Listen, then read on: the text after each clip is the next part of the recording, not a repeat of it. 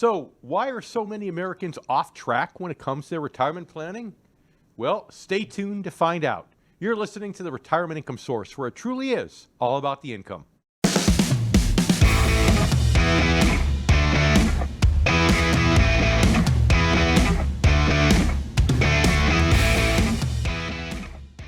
Welcome to the Retirement Income Source, where it truly is all about the income. I'm David Scranton, of course, here with Sarah Samuels, and today we're going to explore this topic as to why so many Americans are off track with their retirement plans, or even if they're not off track, Sarah, why so many Americans are not 100% certain that they're on track. Well, Dave, it's great to be with you and with all of our listeners. We're recording this a little bit earlier. I know it's great to be with me. I get that. Oh, it's always great to be with you, Dave. And, I actually think this show is a good follow-up to last week's show where we were talking about New Year's resolutions and things you can do now, really, to get your personal finance in order. So I think there's a lot of reasons, really, why a lot of Americans are off track when it comes to their retirement savings. You know what the number one reason is? What's the number one reason? Madison Stinkin' Avenue. That's why. Madison Avenue. Explain, Dave. Number one reason.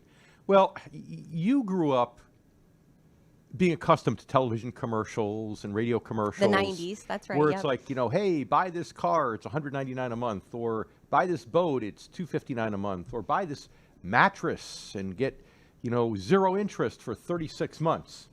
Well, the problem is when you start to buy things in arrears, because everything that's happened with Madison Avenue's advertising, it's a trap. It's like a noose around somebody's neck that slowly gets tighter and tighter and tighter. And you see, Sarah, if you go back to your dad, you can talk to your dad about this, right? He remembers the 1970s. And in the 1970s, you didn't get those types of commercials. I mean, credit cards were just, MasterCard was like the first credit card just starting at that point. Right. And it wasn't even MasterCard, it was MasterCharge, Yeah. And the first iteration. Yeah, so people had to come in and literally pay cash. That's how things were done. And yes, you can get a mortgage if you wanted to buy a house. And there was some automobile financing, but a lot of things were paid in cash. Right. And I think we really need to get back to basics with that, because we have a whole generation now that has been really addicted to monthly payments. Yeah. And that really impedes your ability to save and plan for retirement. Yeah. Well, I think the bigger story is really consumerism as a whole with our society. I think we've become bigger consumers. We've we want to consume more and more. Right. And unfortunately, wages haven't really kept up with that. We talk about inflation all the time. So what does that mean? Well, people will go into debt. And when it becomes normalized in a society, I think you end up with a lot of people that don't see it as a big issue to go into huge amounts. Look at the student loan thing, Dave. I know that's not really our viewers and our audience, but so many kids went into debt, huge amounts of debt at the age of 18 years old, when really would it make sense to loan them that kind of money if it was any other situation besides paying for college, right? I know. Well, and that's an interesting separate thing, because, if you're borrowing money to buy an appreciating asset, you can say, okay, that's an investment. Maybe there's some intelligence there. But the problem is when you start borrowing money to buy boats and to buy mattresses and to buy furniture and even to buy automobiles. Yep, get a new fancy car. That's right. You're down here in Southern Florida, especially, right? Everybody making $8,000 or $10,000 a month thinks they've got to put $1,000 a month of it toward a car payment. Right. Which is absolutely insane. So you're right. The consumerism is a big problem, and people getting accustomed to that. Yeah. Of course, it's really just another iteration of keeping up with the Joneses, right? Yep. Because we've always said keeping up with the Joneses to some way, shape, or form. It's just getting worse, it seems, as the decades go on. Yeah. Well, there's lots of other reasons, too, besides just keeping up with the Joneses. People ought to see job loss, especially with the pandemic. We haven't fully recovered in certain sectors, so I think that's part of it, too. But let's jump into our Ask Dave right now, because we have a great question. This one comes from Jeff out in Maine. He's asking, is consolidating your debt always a good idea if you have a lot of it? Does our signal get that far north up in Maine? Does it go all the way up there? Oh, we have a pretty strong signal, luckily. We're all over the country, Dave. Maine? Especially Okay. on our YouTube show, which I want to remind our listeners real quick about our YouTube show. If you want to go check out our show, our video of our show, and not just the radio version, please check out our YouTube, the Retirement Income Source Show. All right, Dave, back to our Ask Jeff, Dave. if you noticed, my lovely co-host here usurped your question, your time. Sorry about that, Jeff. Just for a cheap pitch on our YouTube channel, but Shameless I pitch, guess yeah. that's okay. So does it make sense to consolidate and refinance debt? It absolutely could. Now, you get into a little sticky area sometimes when you try to do home equity lines, and they look attractive because oftentimes you can deduct the interest payment. Oftentimes you stretch out the payments even further, but you have to think about what happens if the stuff really hits the fan. If you lose your job, if you can't pay your mortgage, now you might lose your house. So you've got to be careful when you're refinancing through a home equity line. You've got to think about worst case scenario, but any other types of refinancing that can lower your interest and or lower your payment is certainly a good thing wherever you can. But just to get it paid off, and look at it as one time, I'm going to get it done. I'm going to get it paid off, and then I'm never, ever, ever going to let myself get in that kind of debt again. And that's the kind of conviction you need to have, Jeff, when you refinance that one time, get the debts paid, and hopefully, learn from lessons of the past.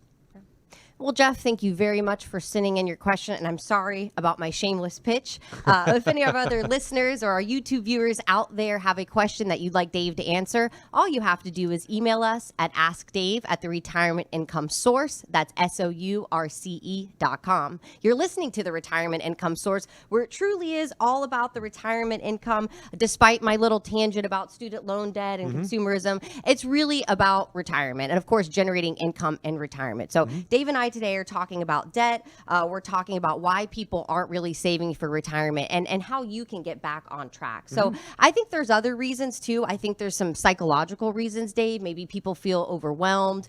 Maybe they're just stressed out right now. And so that's leading them to maybe make poor decisions or to feel good now as opposed to waiting for something where you'll feel good later. You know what I mean? But you got to think about where that starts. It starts with Madison Avenue. It's why, sadly, so many young women have distorted body image.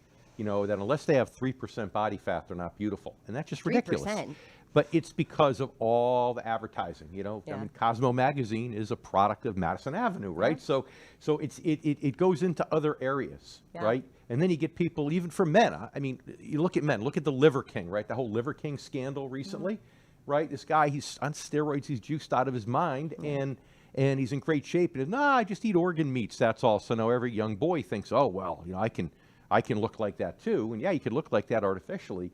So that's what people get caught into the trap of, whether it's with their own physiology, how they look, or whether it's keeping up with the Joneses. And it's the psychology that starts young. But see, here's the thing, Sarah. You can change that. And I'm not saying you, because you don't have that issue. Now, if you're watching our YouTube channel, what you realize is you see how beautiful Sarah looks, right? But the other 4 days a week, she comes in the office with sweatpants, sweatshirt, no makeup, right? So this is one day a week we get the special Sarah right here. The one fancy day where I dress up for Dave and our YouTube viewers. Not for me, for them, right? True or false, really right? for them, Dave. That's right. That's true. But you see, but for those folks who get caught up in that kind of spirit and that kind of attitude, the point is you can change that. You can learn to get pleasure. And I want to talk about this more later on the show, Sarah. You can learn to get pleasure from saving money, from being thrifty. People who are thrifty, who save money, who keep things longer, they actually found a way to get pleasure from that. In some ways, more pleasure, it's longer term pleasure than somebody gets by buying something. Because you go out and take on debt and you buy that new whatever it is, and that pleasure only lasts for a few months, maybe a year, and then all that's left are the payments. Right. Okay? Yep. So I want to talk about rewiring people's brains too when we come back. Yep, very good. Well, we will also talk about other ways that you can just start getting your retirement back on track, especially if you feel like it's become a little off the rails the last couple of years. That's right, Sarah. I'm David Scranton here with Sarah Samuels, and you're listening to the Retirement Income Source, where it truly is all about the retirement income.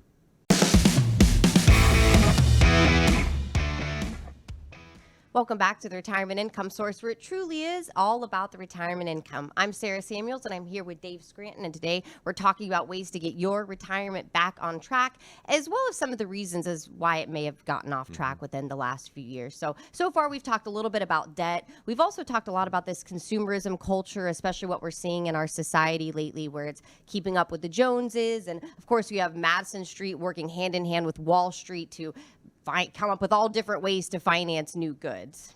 Yeah, that's the thing too, because they're not that far away. So all the ad executives, Madison Avenue, take a little stroll during lunchtime. They get on the Wall Street and say, hey, if you guys can figure out how to engineer a product and get investors money so we can loan more money out, then you'll make more money and more people will come and buy more of our products. Yep, and more people go into debt. Yeah, and I don't want to say that, our listeners or our YouTube viewers are are puppets that get sucked into this. But when you have an entire lifetime, when you grow up as a young child and you see these ads on television, it just becomes ingrained that it's, as long as you can afford the monthly payment, it's fine, and that we all should have these things. It's just the way it should be. Yeah.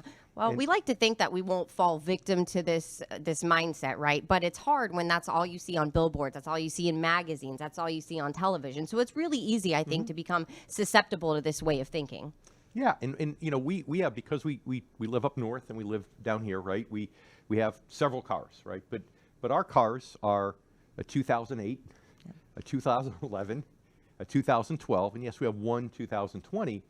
But some of these are older, and we even have a 2001 up in Connecticut that we go up there if there's snow, we'll get that running. It runs great, and I love the fact that I keep these cars together. They're like new. I take care of them. I appreciate them, and they last longer, and I get pleasure from that. I get more pleasure, longer term pleasure, than if I just went out and bought some new fancy car, because after 2 years, like I said, nothing will be left but the car payments. Yeah. Well, it feels good, I think, to maintain your car and to keep a car for years. I mean, I'm one of those crazy people, Dave. My first car, I was lucky enough. I put some money into it. My father put some money into it, but I got my first car as a 2005. I think it was in 2006, actually, when I was 16, and I kept that car for 15 years until I bought my car that I have now. So if you just get the oil changes, take it to the mechanic, you can keep it running. And it was a great car. I sold it to someone down the street, so now they're enjoying it. And that's a great point, although you do make me physically ill when you say it was 2005, you turned 16. You got to realize. I think if I'm doing the math correctly. That's a little painful when you say those things to me. But yeah, and it just the other day, right? We have a handyman, right? And we have a handyman simply because if you give me a screwdriver, you got a 50-50 shot. I know which end to use, right? Right. So we have a handyman. Not a good idea. And we had a problem with a couple of our TVs, right? So his story was, well, the TVs are 15 years old, so we just will replace the TVs, we'll replace the cable boxes. I'm like, whoa, time out. Now, the cost of TVs have come down. When I bought these flat screens back in 2008, they were, probably $3,000-$4,000 a flat screen. Right now, they used to be expensive. They're much cheaper. But I also know that they were made better back then. So when he comes in and says this, like, no, time out. Well, when we really dug down into some research, guess what it was? What the culprit was? What? It was the remote. The little light that goes on when the batteries are low on the remote, the light broke. So we didn't know the batteries were dead. I had no warning, and stuff just stopped working. Now, as silly as that may sound, we could have gone out because, okay, maybe we can afford it. So we go out and new cable box, new TVs, but it was a waste of money. Right. So I feel really good today knowing that I just saved all that money, and I took this 15-year TV, and now I want them to last another 5 years. I want to make it to the 20-year mark. And I tell our listeners that and our viewers that, because if you can have that mindset where you just take pride in stretching out the use of things. Maybe I got that from my mom. I mean, gosh, I remember she had the same vacuum cleaner that was older than me until she died 9 years ago. Same refrigerator, all that kind of stuff. If you can learn to take pride in that, then you have more money to save for retirement, and you can enjoy your money longer versus enjoying it just short term. Yeah. Well, if you need more money in retirement, we know that inflation is a huge culprit of stealing your money away. And that leads us right into our Ask Dave question, which is about inflation. So we have Ellen over from Washington State. Ellen says, inflation has really made it hard for me to stick to my budget. Is that going to get better this year or keep getting worse? So Dave, we got to get out your crystal ball again, and you got to give us your best prediction for this year. You know how much I love these crystal ball questions. I know. Right? You're good at them, though. Right. You have a pretty good crystal ball. We got the corners of the country covered. We got Maine. We got Washington. So, Ellen, if you can hear me over there in Washington, I do think inflation is going to get better. I've said recently on the show that inflation is already getting better when you look at the actual numbers. And it's kind of misleading because our price is going to go back down, no. But inflation is really the rate of the price increases. And if you just look at the last 5 months or so, or 6 months, you're already seeing the rate slow down to about 3% per year from what was 7 or 8% per year. So it is starting to slow down. You will see an improvement. But it's at times like this when inflation is ripping that you have to be more creative, if you will, as to how you're going to reduce expenses, how you're going to cut corners here and there. Because the one thing you can't stop doing is paying yourself first, right? And you get that first job, the best lesson is put some money away, save some money, pay yourself first, and then you can spend the rest with a clear conscience. So if inflation is cutting into what you can afford to save, be it in your 401k or elsewhere, then you just need to find creative ways to cut corners so you can still save and work toward that long-term goal. Yep. Well, Ellen, thank you very much, all the way from Washington State. If you want to ask Dave your question, all you need to do is email us at askdave@theretirementincomesource, SOURCE.com, and you might hear Dave answer your question on a future show, especially if it's a crystal ball question, because we know Dave loves those questions. Yeah, thanks. You're listening to the Retirement Income Source, where it truly is all about your income, and we're talking about ways to get your retirement back on track. It's been a rough couple of years, so we're talking about debt, if it's a good idea or not to consolidate debt. That was our last Ask Dave just a few minutes ago. But Dave, I want to talk more now about some personal finance tips, ways that you can cut spending, ways that you can grow that emergency fund if you don't have one yet. What can people really do out there? I wanted to talk about buying 1970s muscle cars. That's what I wanted to talk about. That's the other podcast, Dave. This one's about our retirement income. Yeah. Well, if you we are actually recording this a couple days in advance this week, in part because I'm going to the Mecum Auto Auctions in Orlando, Florida. Oh yeah, like very you see cool. the Barrett Jackson on TV, the Mecum. We're going there with a bunch of our financial advisors from around the country, and hanging out. And scary fact is I do have a bidder's badge, which makes me a little nervous going there. Then again, I had a bidder's badge last year when we went, and I managed not to buy anything. Yeah. But the point is that Well, the bidder's badge. the bidder's badge I see. actually able to bid on a car. To bid at on a car, auction. but you didn't buy anything. Right. So, one of those cars that, maybe 40 some years ago I was in school, I was drooling over, but couldn't even come close to affording. And now you get to a point where you can afford it. But why can you afford it? Because you've been reasonably thrifty and conservative in other areas of your life. So to answer your question, how do you do that? What are some other good tips? Well, as I said a moment ago when I was talking to our listener from Maine, the reality is it starts with making a pact to yourself that you're not going to get into debt. You're going to get out of debt. You're not going to get into debt other than maybe mortgage debt. And frankly, when you're retired, you shouldn't even have mortgage debt, right? Right, yeah. But before that, it's okay to have mortgage debt. It's okay to have some student loans. I believe it's good to have student loans if you kind of know what you're going for.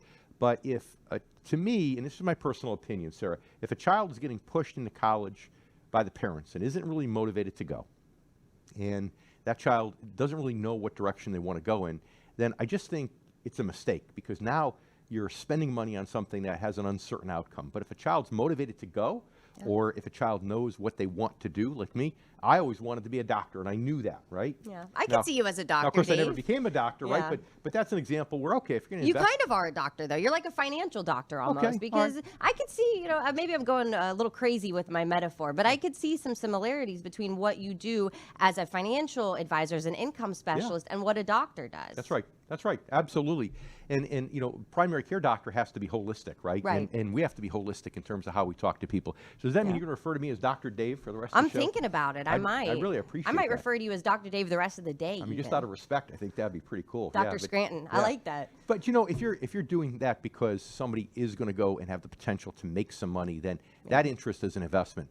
But again, if you're buying something that depreciates, that's a big mistake. And in a moment, I want to share, Sarah, a lesson. We come back, I want to share a lesson that I learned from one of my clients from the Middle East years and years ago in the 1980s about how to look at debt, and it shaped my world as a financial advisor even up to today.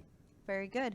I'm Sarah Samuels, and I'm here with your host, Dr. David Scranton, and you're listening to the Retirement Income Source, where it truly is all about the income. Welcome back to the Retirement Income Source, where it truly is all about your retirement income. I'm Sarah Samuels, and I'm here with Dr. David Scranton. I'm going to have to refer to you as Dr. Scranton for the rest of the show, Dave, after my metaphor in just a few minutes ago. But we've been talking today about ways to get your retirement back on track. Dave has given us some tips and some personal finance lessons and ways that you can really cut back. So, Dave, a few minutes ago, you kind of gave us this really interesting story that you wanted to tell us about your friend from the Middle East. Can you tell us more? Yeah, one of my clients, I want to say 1988, I met this gentleman. His name was Iraj. And Iraj, if you're listening, I hope I get this straight. I'm so ignorant sometimes to the Middle East. I've never been to the Middle East. Please forgive Dave. Don't cancel him. He's trying. Yeah, I know. Exactly. Don't cancel me. I believe Iraj was from Iran. Okay.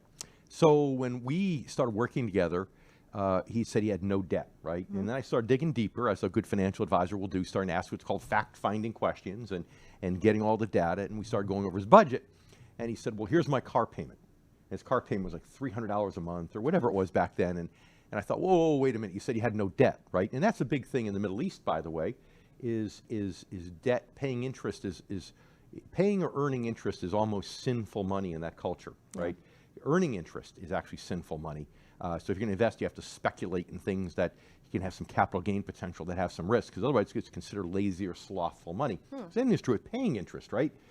So he says, well, what I learned a long time ago was that if I got a car loan and I paid for my car in arrears, I'm going to have a payment the rest of my life. My payment might be $450 a month. But if I could save in advance for the next car and earn interest instead of pay interest, I might only have to save $300 a month.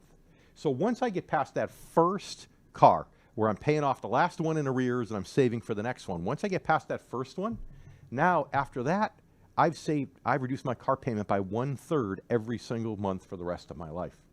And I thought that was a great way to think about it in terms of how to plan, to budget, and to save in advance for the next goal, versus this culture of consumerism, as you say, that says that, we're constantly paying off things in arrears, because it doesn't have to be that way. So again, lesson learned early on in my career, something that shaped me as a financial advisor, and something I strive to do, even today where I can.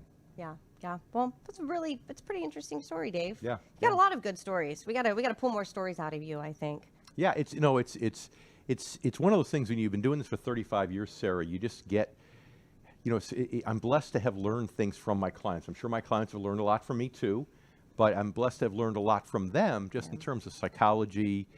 And when you go to retirement, we're going to talk later in the show about retirement, but I'll never forget my one client that had, this is again around the same time, 88 or 89, he had, now get this everybody, he had $6 million. And this is back when municipal bonds were paying 6%. So you do the math. The good old days. Yeah, this guy was able to get $360,000 of tax-free interest income, right?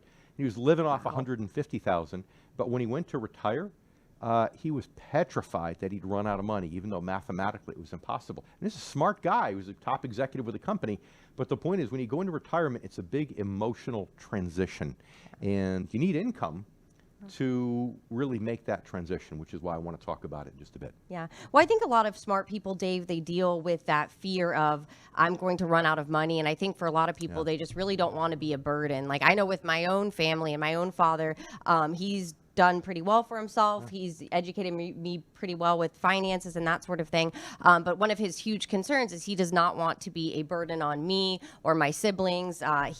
He's worried about running out of money, and so that's why we love the income method, right? Because he kind of gets rid of that fear of running out of money. But you told me that your number one goal in life is for your dad to come and move in and live with you. Hey, you know what? I love my parents. That's your number one goal. I've told them that I will be happy to take care of them because they were great parents raising me. So, hey, if they need a place to go towards the end, which my dad wants to avoid that, of course, but they could always stay with me. So my in-laws are landing in about 2 hours. They're going to be with us for about 2 or 3 weeks. So that's exciting. Check in with me in the next week or two, see how I'm doing. All right, yeah. So you're going to be spending a lot more time at the office, I see. All right, let's get into our Ask Dave questions. So we have Brian from Florida. So Brian's out in our neck of the woods, actually. Yeah. And Brian says, I want to save more. Where should I be saving my money? Yeah.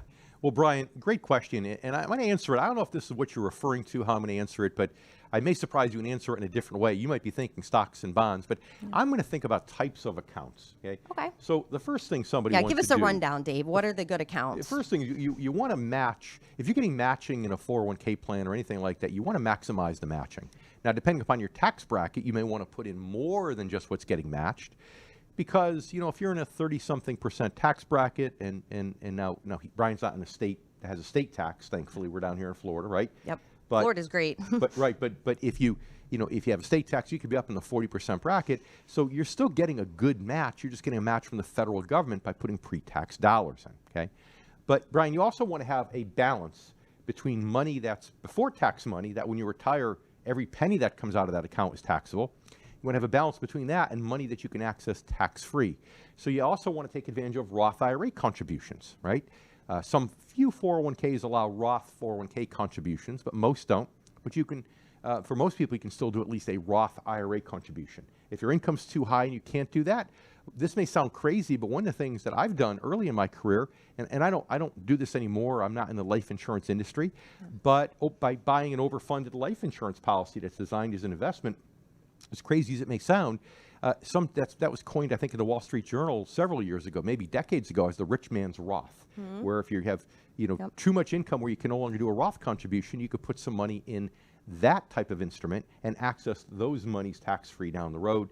And then, of course, if there's money that you're going to want to spend before you're 59 and a half for college for your kids or maybe a second home, then, Brian, then just traditional old brokerage accounts, taxable accounts, is nothing wrong there. So I would think about the pecking order in that order if that helps. So, Dave, where would you rank putting your money under the mattress for safekeeping? Would that be on your list? Under the mattress, during the financial crisis, that was pretty high on my That might list. have been a safe spot, Yeah, right? in the financial crisis, when I was worried about banks going bust, yeah, I actually had money under my mattress, but that was about the only time in my life that I thought that was a good idea. Yeah, see, this is why Dave gives the financial advice on the show. But if anyone out there has a question that you'd like Dave to answer, all you need to do is email us at askdave@theretirementincome.source, SOURCE.com. You're listening to the Retirement Income Source, where it truly is all about your income. We're talking about how to get your retirement back on track, some personal finance tips.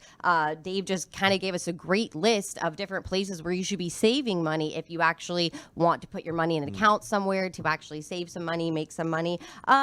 Dave, what else should people be doing out there? Some of this stuff sounds a little complicated to me. It sounds like some people, especially if they're close to retirement, they really might need a professional. Well, yes, and we'll talk about the retirement side a little bit in the next segment of the show. But Yeah. but you're right. In some people, a lot of people early on, I would guesstimate that 80% of the population should work with some type of professional, because it's just like going to the gym, right? You hear about, we talked about it last week, right? How many people sign up for the gym, New Year's resolution? It's a big in New Year's January, resolution. And by February, the parking lot of the gym is empty, right? Nobody's going any longer. But if you have a personal trainer, now I know they're expensive, so it's a luxury, but if you have a personal trainer who can hold you accountable, now you're more likely to show up at the gym. And a good financial advisor, even for younger folks, is that personal trainer. It's that financial advisor's job to hold you accountable, right? And you don't want the doctor that's going to say, yeah, your liver enzymes are a little high, but yeah, keep drinking a bottle of wine every night. Or your cholesterol is a little high, but don't worry about it. You're young, you're fine. You want the doctor who's going to kick you in the behind and say, wait a minute, you got to get this in order now because things are going to turn quickly, right? Right, yeah. And the same thing is true when it comes to a financial advisor. So you've got to get that financial advisor that's willing to give the tough love. And you see, the problem with that, Sarah, is that, as you know, every financial advisor at heart is a salesperson, right? Just like the most successful doctors are the ones that are best at selling, their surgeries, their medical, Their whatever experience, maybe their expertise in their field, they got to sell that to the patients. Bedside manner is Bedside sales, manner, yeah. right? That's right. Absolutely. And lawyers too. The rainmakers are not necessarily the best lawyers; they're the best salespeople. They're the best rainmakers that bring business into the law firm. And the same is true with financial advisors. So sometimes people are afraid, ooh, I'm going to offend somebody if I'm too hard. But I think you need to go in there and you need to interview financial advisors and say, this is what I expect from you. I want you to be harsh. I want you to be tough love. I will fire you if you don't give me that. But I'm not going to fire you if you tell me what I really need to do and you hold me accountable. If you got to, metaphorically speaking, come to my house and kick me out of bed in the morning to get me to go to the gym, then dang it, that's what you got to do. That's what has to be done. Yeah, Perfect, yeah. So listen, we have to talk about one more important thing here. Coming up, we're going to talk about retirement. When you're in that red zone in retirement, 10 years into retirement, and during retirement, some of the things that are most important for you, and also why following the advice I gave you on today's show is going to allow me to have some fun at the auto auction this weekend. Very good. Well, I'm Sarah Samuels here with Dr. Dave Scranton, and you're listening to the Retirement Income Source, where it truly is all about the income. And welcome back to the Retirement Income Source, where it truly is all about the income. I'm Dr. Dave. And I'm here with Dr. Dave today. I'm here with Sarah Samuels. And if you're just joining us today, we're talking about getting your retirement on track, or at least having the confidence to know that it is on track. So we focused a lot on debt and, frankly, the great sin that Madison Avenue and Wall Street has done by getting us to be this consumerism economy addicted to debt, but how you can learn to get as much pleasure from paying down your debts and by paying for things in cash, more pleasure, it's longer lasting than just getting that monthly payment to get that item today. And we also talked a little bit about savings and the different ways to save, the different types of instruments in which you should consider saving once that debt's paid off. Yeah. And now, Sarah, I want to talk more about just that red zone, that final red zone into retirement, and some of the things that you should be doing. And if you're doing those, then maybe, just maybe, you know, people can do more of what I'm doing this weekend, which is going to those Mecum car auctions in Orlando and having some fun with that. Yeah. And just to clarify for our listeners and our YouTube viewers out there, Dave's really talking about that 5 to 10 years before you retire, where you probably need to change your investment philosophy. So, Dave, tell us more about the investing for income philosophy and how it really works. Yeah. So, you know, it's I always talk about that equation, Sarah. You know, TR, total return, equals income plus growth. Total return equals income plus growth. Income is interest and dividends, and growth is when you buy something at a certain price and it goes up in value, right? So capital growth. The best analogy is real estate. You could buy rental property, and there's two ways you can make money. One is from rental income, and the other one is by that appreciation in the value, right? Well, when you're retired, that rental income becomes the most important thing, right? You know, if your house is worth more now than it was 3 years ago in the middle of the pandemic, can you spend that? Not really. No. Not really, no. And see, that's the problem. So when you're retired, you need to replace your paycheck. You need income. So early on, you want total return. You don't care if it comes from income or comes from growth, right? But that all changes. And now, and when you get to the point where you're in that red zone, the income is more important than the growth or even the total return. And, you know, a great example there is what I'll talk about today, you know, going to these auctions, right? Now, the Mecum auction, right, where Dave is going to be visiting this week. He mentioned earlier that we are shooting the show a couple days ahead of schedule because he's going to be spending time with some of our advisors, our retirement income source advisors at the Mecum car auction this weekend. So go ahead, Dave. Well, it's funny because we did this a year ago for the first time, and just a bunch of us get together and have fun for a couple days. I remember you guys had a great time last year. And last time, the economy was so red hot, Sarah, that the prices, I found 3 cars I thought about buying. I thought would be good collector's items, a good investment. And Sarah, now was I going to finance those or pay cash? Pay cash. I was going to pay cash because I followed my own advice over the last umpteen years, the advice we gave on the show, right? Right. But it was the prices were going up so quickly that as soon as I got to put my little paddle up to put a bid, next thing you know, it's $20,000 over my bid, and I ripped that paddle right back down again, right? So I think this year is going to be a little softer, but not as good. And, you know, who knows, maybe by next year it'll get better. But here's the point. You know, if you're conservative on your needs and you're conservative on your cash flow and you're saving money, and as you get in that red zone, I'm 57 years old, right, where now you're investing for income. And you're now not only are you getting more income from work, but your investments are generating more income. Now I can take that muscle car that I dreamt about back in, you know, the late 1970s, early 1980s, and I can go buy it and pay cash, and I don't have to take a dime out of savings. All I'm doing is taking, you know, a few months worth of interest from my investments and using it to buy that car and move on. And that's the freedom that you get when you invest for income when you're in that red zone or you're in retirement. Yeah. Well, I've got a great Ask Dave question for you, Dave. So we've got Angie from Michigan, and she's wondering, how should I invest when I'm close to retirement, but I don't need the income because I have a large pension? So Angie has a good problem to have here, Dave. Yeah. Well, Angie, you know, it's funny. The story that I just told is a great example, right? I've never heard anyone retire and complain about having too much income, right? Think about it.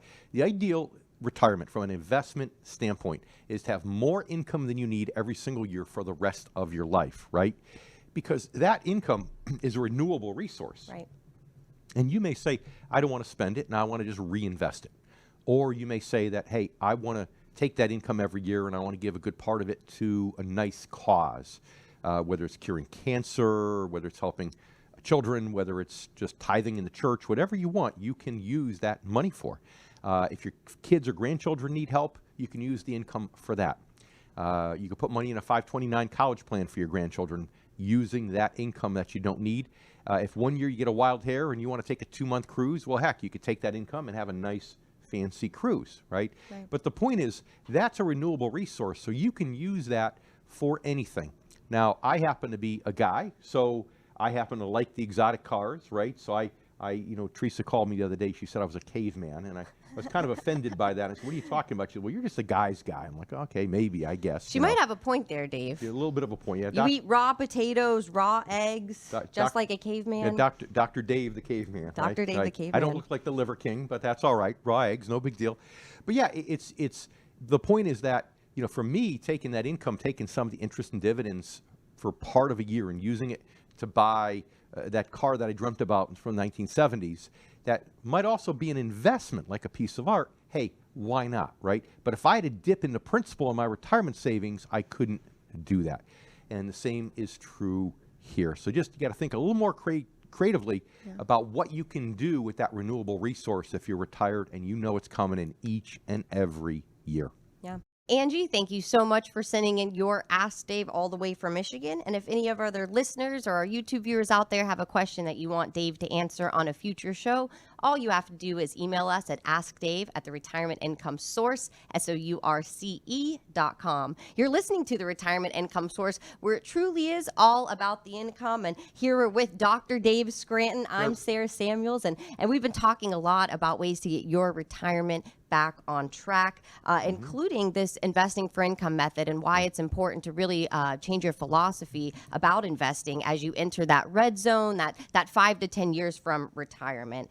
One of the biggest things I think, Dave, is really goal setting, determining your needs versus your wants. If you can afford your needs, then you can save up for your wants, and then you don't really have to feel guilty when it comes time to spend the money on that muscle car or that yacht or that 2-month vacation. Yeah, and the shameful paradigm is this, Sarah. People are taught that they need that thing today. Go get the monthly payment to the consumerism, right? Right. Buy this today. You can't live without it, and you'll be happy once you get this physical thing. But yet they're taught that they're going to retire on less income. Well, you're going to need less income when you retire, so you're not going to need to replace your full income. Well, think about how perverse that is, that you're going to live the lifestyle of a king or queen while you're working, and then when you retire, you're going to skimp and go by on pennies. And it shouldn't be that way, because retirement means you have more time on your hands. More time on your hands means you're going to want to do more things. Doing more things means you're going to want to spend more what? Money. You're going to That's need right. more money, right? That's right. So most people need the same income or more, but the reason they can't get it is because they spent all that money during their working years. Now, I know there's a balance. You might drop dead of a heart attack before you get to retire, so there's a balance. I get that. But it's that old experiment that I always forget the name. Remember, there was that study, the marshmallow experiment? Oh, the Stanford marshmallow experiment, That's right. You want to explain? You do a better job explaining that. Explain that. Delayed gratification. Right. It was all about delayed gratification. They did a study with marshmallows, giving them to children, and they found that the kids that were able to delay the gratification to get a larger reward later ended up doing better later in life. So it's pretty interesting. The ones who were willing to wait 30 minutes the ones to get that two had that marshmallows skill instead of getting one right away. Right, and they were showing this as a kid, so they already kind of had this innately within them, this behavior. But the point is, if you don't have it innately in you, you can change it. You can rewire your brain to learn how to get pleasure. If you have a friend who's thrifty, they make good money, but they're still thrifty, go talk to that person, interview that person, find out how they've done it, find out what goes on in their mind that gives them pleasure from not spending that money, from saving it, from putting money away, from watching their net worth go up. Okay? Now, I know there's a balance, right? But you have to figure out what your goals are. And your goals, should gradually get better as you get older. You should be able to be rewarded and do better and better things and spend more and more money as you get older. You shouldn't be spending all the money now and then your income falls off a cliff when you retire. And unfortunately, that's the trap that a lot of people are stuck in now, because they let the cancer of Madison Avenue cloud their financial decisions. And also a lot of financial advisors who will look people in the straight face and say, you know what, you don't need as much money when you retire. And that's just false. Yeah. No, I think it's a big problem. And I think the biggest issue, Dave, is people, like you said, rewiring their brains and realizing that your wealth, in my opinion, it comes from your health. It comes from your family. There aren't objects out there that can really make you happy. But living a stress-free life, going to bed every night knowing that your bills are going to get paid in retirement, I think that's worth all the money in the world, personally. Yeah, there's something to be said for not being under financial stress. By the way, one of the major causes of divorce is financial stress between couples. So That's yeah. right. Finance is a huge thing. So, well, if you missed part of today's show and you want to catch up, or maybe you want to send this link to your friend, all you need to do is go to our website, retirementincomesourceradio.com, and you can listen to all of our past episodes. Another shameless plug, our last episode, Dave had a great segment. It was towards the end of the show where he talked about all the questions you should really ask your financial advisor, the ways to interview your financial advisor to know you're working with an income specialist. So I recommend that you check out that show. Good. And we'd love it if you shared the show with your friends and family. Thank you for spending some time with us today. I'm Dr. Dave Strand here with Sarah Samuels. Please join us once again next week right here on the Retirement Income Source, where it truly is all about the income.